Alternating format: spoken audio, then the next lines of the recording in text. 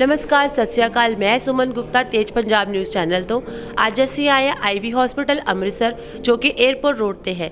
ਅੱਜ 1 ਜੁਲਾਈ doctor day celebrate ਕੀਤਾ ਜਾ ਰਿਹਾ ਹੈ। ਇੱਥੇ ਡਾਕਟਰ ਨੂੰ ਸਾਡੇ ਸਮਾਜ ਦੇ ਵਿੱਚ ਰੱਬ ਦਾ ਦੂਜਾ ਦਰਜਾ ਦਿੱਤਾ ਜਾਂਦਾ ਹੈ ਤੇ ਲੋਕੀ ਅੱਖਾਂ ਬੰਦ ਕਰਕੇ ਡਾਕਟਰ ਤੇ ਵਿਸ਼ਵਾਸ ਕਰਦੇ ਨੇ। ਪਿਛਲੇ ਕੁਝ ਸਾਲਾਂ ਦੇ ਵਿੱਚ ਅਸੀਂ ਕਰੋਨਾ ਕਾਲ ਚੋਂ ਨਿਕਲੇ ਤੇ ਡਾਕਟਰਸ ਨੇ ਬੜੀ ਭਾਵਨਾ ਦੇ ਨਾਲ ਲੋਕਾਂ ਦੀ ਸੇਵਾ ਕੀਤੀ ਤੇ ਉਸ ਔਖੇ ਵੇਲੇ ਨੂੰ ਲੋਕਾਂ ਨੂੰ ਬਾਹਰ ਕੱਢਿਆ ਤੇ ਅੱਜ ਇੰਟਰਨੈਸ਼ਨਲ ਡਾਕਟਰ ਡੇ ਤੇ ਅਸੀਂ ਆਈਵੀ ਹਸਪੀਟਲ ਦੇ ਵਿੱਚ ਆਏ ਹਾਂ। ਇਸ ਨੂੰ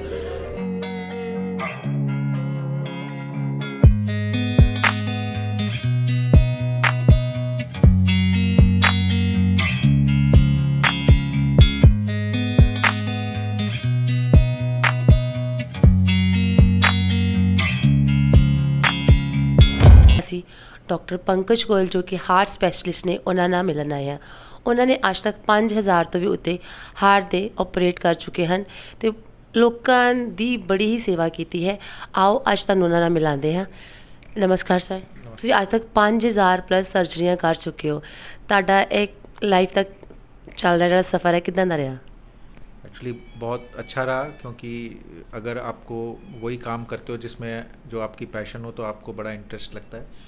और मैं लकी रहा कि मेरे को इतना मौका मिला। स्पेशली अमृतसर में मेरे को 19 साल हो गए, तो अमृतसर में तो मेरा सारा करियर यहीं इस्टेब्लिश हुआ है, तो इसलिए मेरे को बहुत अच्छा लगता है।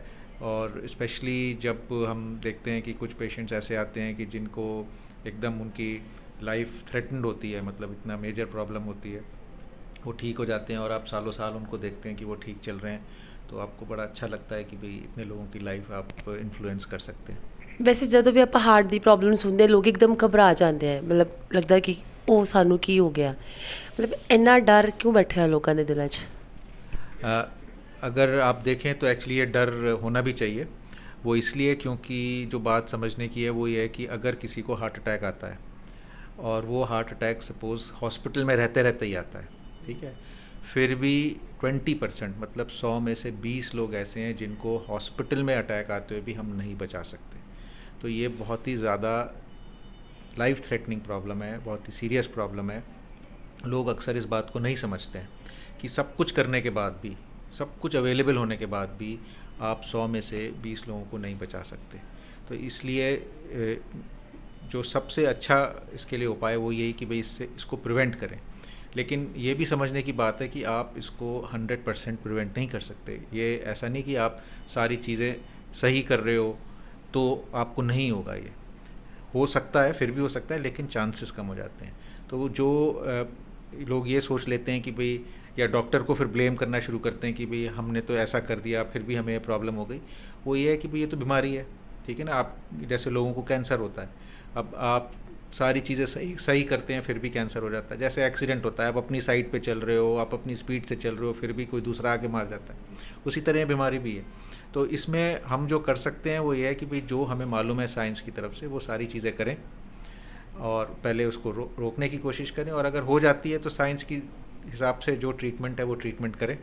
लेकिन वो सब करने के बावजूद भी अनफॉर्चुनेटली ऐसा नहीं है कि 100% लोग बच पाते हैं। फिर भी हर एक बीमारी की अपनी कुछ नेचुरल कोर्स होता है, तो उसमें हार्ट की प्रॉब्लम्स में भी 5 से 10% लोग हैं जिनको हम सब कुछ करके भी नहीं बचा पाते हैं।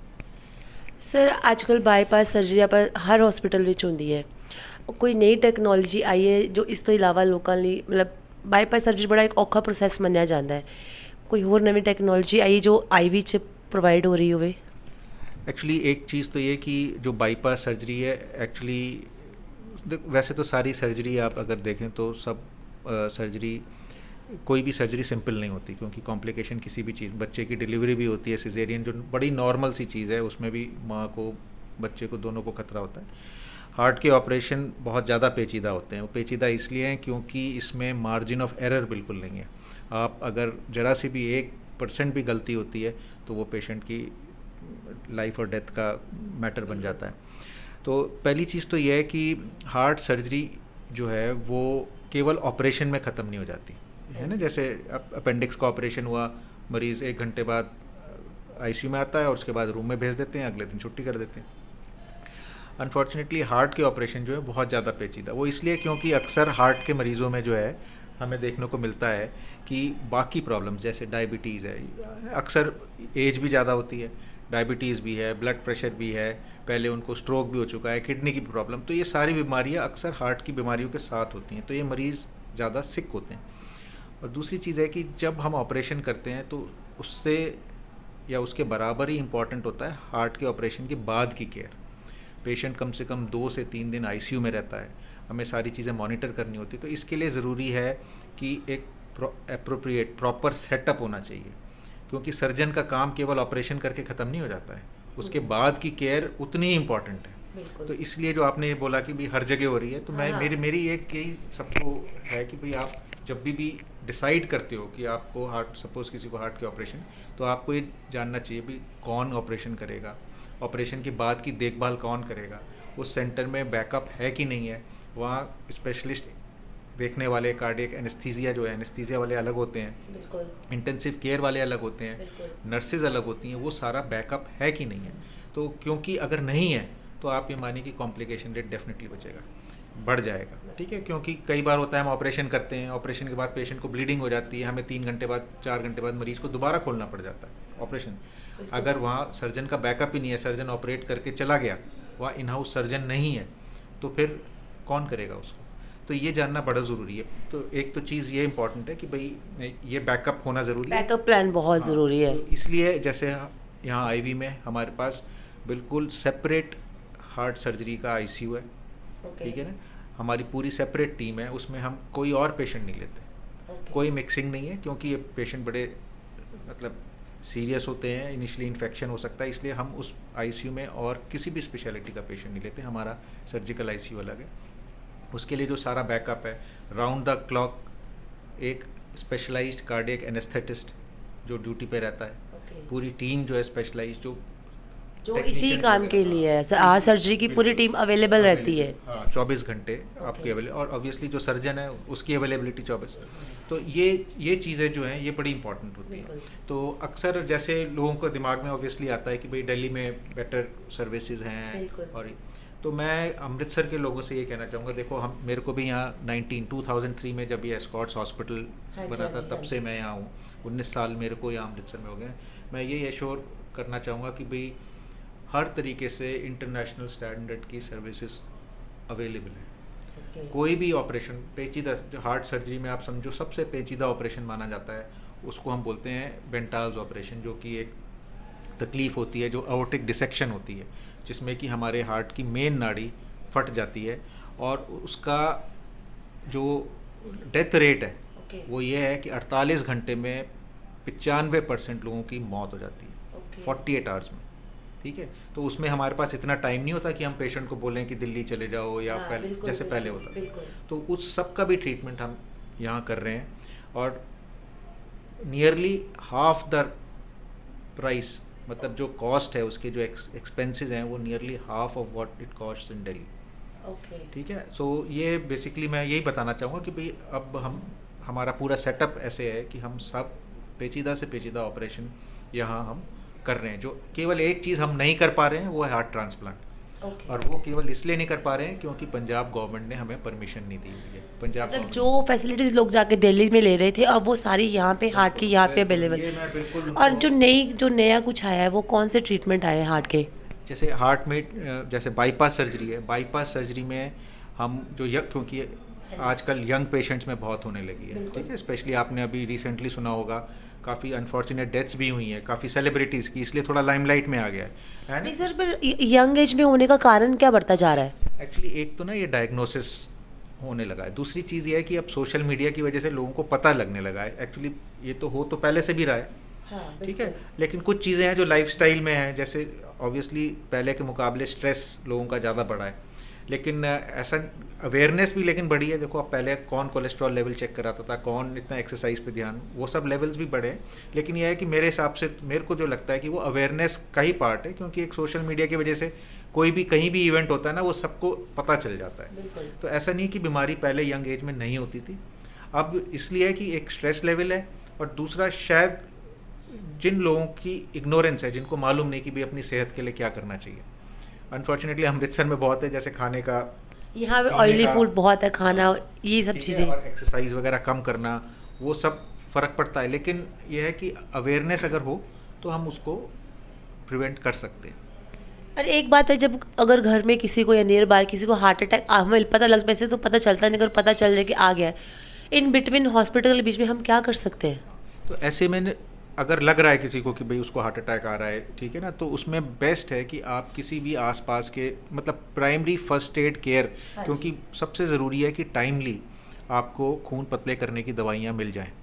मैंने बड़े लोगों से सुना है कि डिस्पेरिन ऐसे घोल के देनी चाहिए, वो कितनी, 1 या 2 टैबलेट्स? नहीं, ऐसा है कि ये डिस्प्रिन तो एक पार्ट है उसका। हाँ, हाँ। डिस्प्रिन तो 75 मिलीग्राम भी बहुत है, आप 300 मिलीग्राम तक ले सकते हैं, लेकिन अच्छा। पूरी और दवाइयाँ भी होती हैं उसमें खून। नॉर्मल डिस्पेरिन तो सबके घर में चलो सबके घर रखी में होती ही है। वो कर बेस्ट है कि आप नियरेस्ट हॉस्पिटल या क्लिनिक में जाएं, क्योंकि इस चीज़ का ट्रीटमेंट सबको मालूम होता है। ओके। उसमें खून पतला करने के इंजेक्शन भी होते हैं, बाकी दवाइयाँ होती हैं जिनकी हमें लोडिंग डोज देनी होती है, अच्छा, 3-4 टैबलेट देनी होती हैं, वो सब आप ये प्राइमरी प्राइमरी मिल जाए। हाँ। और उसके बाद आपको जाना चाहिए ऐसे सेंटर में जहाँ एंजियोग्राफी और एंजियोप्लास्टी अवेलेबल हो, क्योंकि देखो अक्सर लोगों में धारणा होती है ना कि भाई हम जाएंगे तो वह स्टेंट तो डाल ही देंगे। हाँ, बिल्कुल, बहुत ये तो बड़ी- सबके हाँ, माइंडसेट है।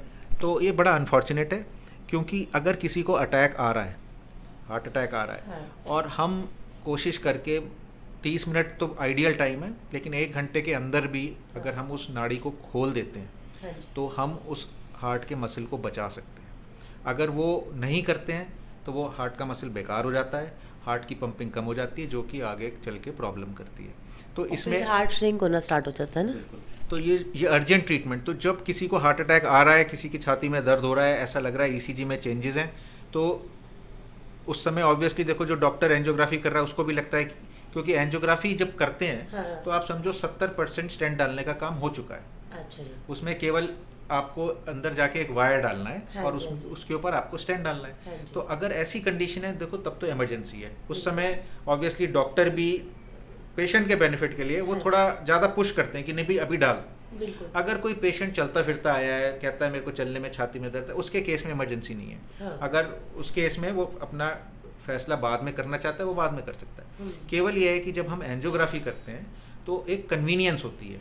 कन्वीनियंस ये है कि भाई 75% काम हो गया है। हाँ, उसमें अगर- हमें पता चल जाता है ना कि कितना होगा, कि कितना मेडिसिन ब्लॉक- चलेगी या या- हमें और कंसेप्ट अगर क्लियर हो हमें जाता उस है। समय स्टेंट डालना है हाँ, तो वो आसान है, मतलब आधा काम तो हो ही चुका हो है। चुका है। ठीक है, अगर हम उसको दोबारा करेंगे फिर हमें दोबारा सारा काम करना पड़ेगा। बिल्कुल। तो लेकिन अगर किसी को इमरजेंसी है, हार्ट में पेन हो रहा है, हार्ट अटैक आया हुआ है, उस समय वो आधा घंटा बहुत ज़्यादा मैटर करता है। अच्छा। उस समय अगर नाड़ी खुल गई तो हार्ट बच जाएगा, अगर नहीं खुली तो प्रॉब्लम हो जाएगी। तो ये डिसीजन जो ऑब्वियसली उस समय आपको देखो, जो डॉक्टर है उस पर आपको फेथ, तो बेटर है आप उसी जगह लेके जाओ जिस पे आपको फेथ है। फेथ है। और जब आप लेके गए हो तो आपको बिलीव करें और उस पर मतलब वो ट्रीटमेंट करवाएं। अगर आपको हार्ट अटैक नहीं आया हुआ है, आपको चलने फिरने में पेन है, तो आपकी चॉइस है, बिल्कुल। आप तब कराना चाहते हो कि बाद में कराना चाहते हो। और एक सर हमें बताइए, जैसे आजकल का लाइफस्टाइल बहुत ही ज़्यादा हैट्रिक हो गया, लोग भागा दौड़ी मची, हम ऐसे कौन से चीज़ें खाएं, हम कैसा फूड लें, कैसी लाइफस्टाइल लें, इस बीमारी को हम अपने से थोड़ा दूर रखने की कोशिश करें, बच्चों को भी लेके, बड़े भी लेके? बिल्कुल, जो सबसे इम्पॉर्टेंट चीज़ है वो है फिज़िकल एक्टिविटी। ठीक है, तो उसमें फिज़िकल एक्टिविटी में यह है कि जो मिनिमम हमें करना चाहिए वो कम से कम 10,000, आजकल सबके पास स्मार्ट वॉचेज़ हैं, ठीक है ना, 10,000 स्टेप्स मिनिमम होने चाहिए। और आइडियल ये है कि कम से कम 30 मिनट की कोई कार्डियो एक्टिविटी। कार्डियो एक्टिविटी का मतलब है कि भाई थोड़ी देर के लिए आपका हार्ट रेट बढ़ना चाहिए। बढ़ेगा। ठीक है, तो ये बड़ी इंपॉर्टेंट चीज़ है। आपको कोई बहुत फैंसी जिम ज्वाइन करने की ज़रूरत नहीं है, कोई फैंसी एक्सरसाइजेस करने की ज़रूरत नहीं है, लेकिन अगर हम 10,000 स्टेप्स अपने रखते हैं, मतलब ये है कि आपको एक्टिव रहना है, कम से कम बैठो, ठीक है ना। जब भी थोड़ा बहुत काम करना है, आप लिफ्ट मत लो, स्टेयर्स ले लो, अपने स्टेप्स पूरे रखो। दूसरी ऑब्वियसली चीज़ है भाई खाने पीने पे, इन दोनों चीज़ों से मतलब है कि हमारा वेट कंट्रोल में रहना चाहिए, जो हमारी हाइट है और जो उसके हिसाब से हमारा जो जिसको हम बोलते हैं बॉडी मास इंडेक्स, ठीक है ना, वो हाइट और वेट के हिसाब से कैलकुलेट होता है, तो उसको हमें मेंटेन करके रखना है। और खाने में ऑब्वियसली सबको मालूम है कि क्या क्या नहीं खाना है। ऐसा नहीं है कि चीज़ें बैन है हाँ। कि आपको कभी हाथ नहीं लगाना है, लेकिन वो मॉडरेशन में, अगर आप उतना ही बर्न कर रहे हो, उतना ही खर्च कर रहे कैलोरीज हो, बर्न कर रहे हो और खा रहे आपका हो, weight नहीं बैलेंस बढ़ रहा है, रखना है हमें एक। तो कोई प्रॉब्लम नहीं, आप कभी कभी खा सकते हो। अभी हम बात कर रहे हैं डॉक्टर से हार्ट के बारे में। उन्हें हमें बहुत सारी जानकारियाँ दी हैं और बताया है कैसे हमें इस बीमारी से बचना है, और अगर किसी को हार्ट अटैक आता है तो वहाँ सबसे पहले हमें क्या करना है। उनसे बात करके हमें बड़ी खुशी हुई, और आज तो वैसे भी इंटरनेशनल डॉक्टर डे है, उसके लिए थैंक यू डॉक्टर साहब, हैप्पी डॉक्टर डे। थैंक